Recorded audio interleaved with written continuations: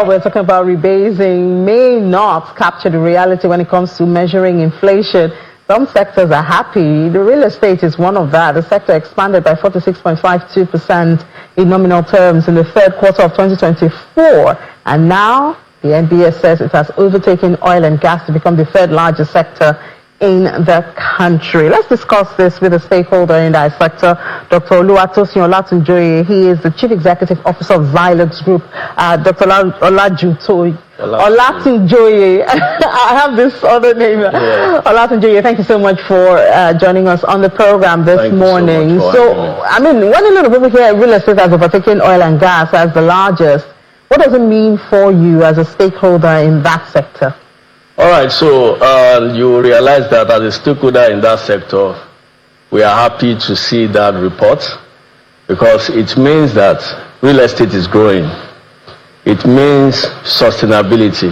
So, and if we look at it in the country, when it comes to real estate, it's as if we are still scratching surface because we are not yet there. And not being there yet, we are already having some data that shows that the real estate sector is the third largest. So it means that it's a market that is booming. So as time goes on, it's going to be a market that, a lot of people will make money from it. And in terms of appreciation, if you look at it, real estate has been the market that everyone in the country have been able to testify to it because it's only the market that keep appreciating every time without depreciating. And okay, go ahead. But it means, you stakeholders, you players in the industry are making more money. Yes. But we still have a large housing gap. We still have houses at least high cost. Yes. For a lot of Nigerians. Because if you look at it, in 2023, the contribution of real estate to the GDP is about 5.58, the entire 2023. And in 2024, because of the reduction in the purchasing power of the economy, we're all thinking that probably the real estate sector will be low. But meanwhile, last year also, based on the third quarter report, we are still 5.43 in the GDP contribution. So what that means is that a lot of people are interested in buying real estate. But the challenges they are having is basically affordability and flexible payment plan and a long-term duration to pay. So if we can solve these 3 points, then the housing deficit that we have at the moment between 20 million to 28 million can be reduced. People need affordable housing. People need housing that they can easily pay for. But doesn't the sustenance of that value, doesn't it just say it's because the assets or the houses are more expensive? It doesn't mean that more people have acquired houses. It just means that perhaps the assets are more expensive. So maybe some people can buy 3 houses. The cost of 3 houses, you can now use the same fund for 2 houses. So it's just because of the drop in the value of the naira. So if you look at the economy, we have the high, the middle, and the low. Do we still have middle? Because since the middle is lost. No, there is middle. Because the market that really need housing, the market making up this housing deficit we are talking about is between middle and low. The high ones can afford to buy houses for themselves. And the middle and low, if you look at the income they earn from their salary on a monthly basis, can they easily afford to pay for a particular house they want to own for themselves? No. Because the kind of house that are available in the market are not affordable. So as a real estate developer in the industry in Nigeria, we need to start looking towards building some houses in some strategic location because you cannot build house in Ikoyi or in Lekki Phase 1 and expect the value of the house to low. No, it is not possible. So we need to start setting up houses in some areas where people can easily afford it and be able to set up a good payment plan for them and they pay for a long time. Yeah, we've been having this conversation for a while. We know we should, for instance, be realistic here in Lagos. If you're talking about kind of an area, you'll be looking at maybe Ikorodu or Epe. Yes. But people were Badagry. Yeah. But when you connect that to where people actually work, where they have to travel every day, then you see that perhaps a lot of people will not be able to, because there's no easy linkage. So that's on the one hand. Okay. On the other hand, you have the payment plan. I'm sure you are an investor. Yes. You want to be sure that you're going to get your money back, not just your capital, but also your interest, your benefits, getting involved in that business. And where do we see that kind of plan, at the end of the day?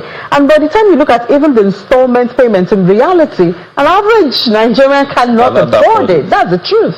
Okay, so taking it from the first point you said, in terms of the distance from where people come from to another. Let's look at London, United Kingdom, for instance. You realize that a lot of people travel from a long distance to get to where they are going, because there's a means of transportation that get them closer to their workplace as quick as possible. So this is where government intervention needs to come in. And the government are really trying to bring up some other means of transportation for people to move from one location to another. So if there are good infrastructure, if there are good rail system, and even water transportation that can easily take me from, if I'm living in Ikorodu, does not mean I should pass through the main road to get to island. Do you know that if you go through the water from Ikorodu to Lekki phase 1, you will just use like 10 to 15 minutes to get there? But what about the means, the investment in that regard that will make people to be able to get there on time? So we need government intervention to be able to come in also to put infrastructure that will make people to move from their affordable homes to wherever they are working, because it's not everybody that can afford to live on in Lekki phase 1, Ikeja, Magodo, all those places. No. So I think that we solve the first point that you're talking about.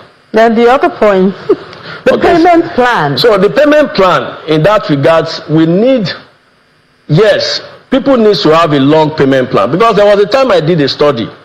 At Zylus Group International, we have research departments that, we make sure that we do research on a daily basis. So we realize that it's not that people don't want to buy houses, but they need an house that will give them easy payment plan that will fit into their income. So if you have a 10 years mortgage, that what you need to be paying on a monthly basis is maybe 200,000 naira on a monthly basis, you're earning 500,000. You want to own a home. So our mortgage system also still needs to improve so that we can do more better.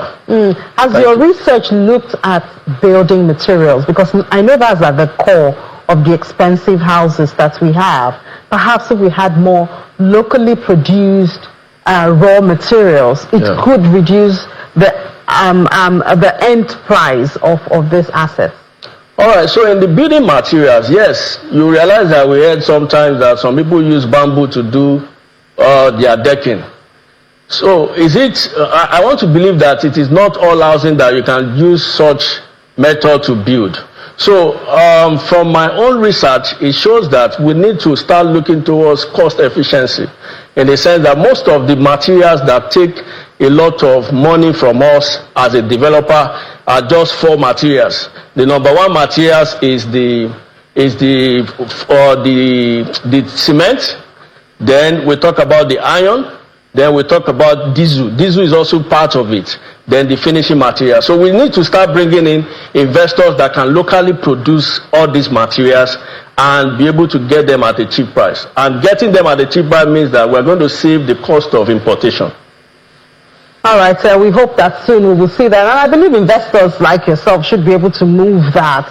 Let's start doing building materials locally to achieve that. All right, Dr. Oluwatosin, Olatujoye, District Executive Officer of Zylus Group, thank you for your time. Yeah, thank you so much. All right, so that's much we can take on this side of Sunrise Day.